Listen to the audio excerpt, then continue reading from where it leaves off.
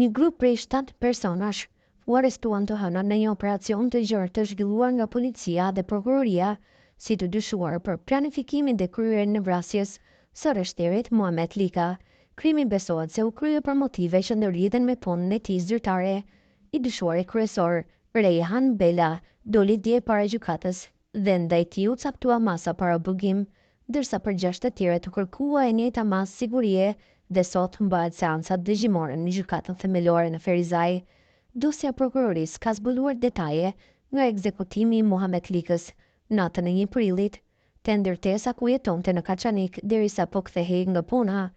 Rreth orës 23 në Kaçanik, në katin e 2 të banesës, i dyshuari Bela, që në kohën e kryerjes së veprës penale ka qenë i mitur, në bashkëkryerje me të dyshuarit të tjerë, dyshohet se me dashje dhe planifikim paraprak kam privuar nga jeta zyrtarin policor Lika.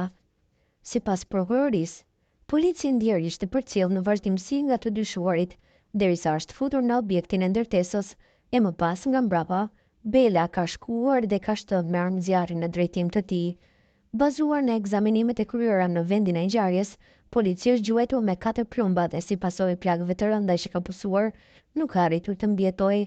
Në kërkesën e prokurorisë është të bërë ditur se i mituri është larguar nga vendngjarja dhe është bashkuar me të dyshuarit e tjerë, ku dyshohet se njërin prej tyre është dëgjuar duke thënë "Bravo Ik".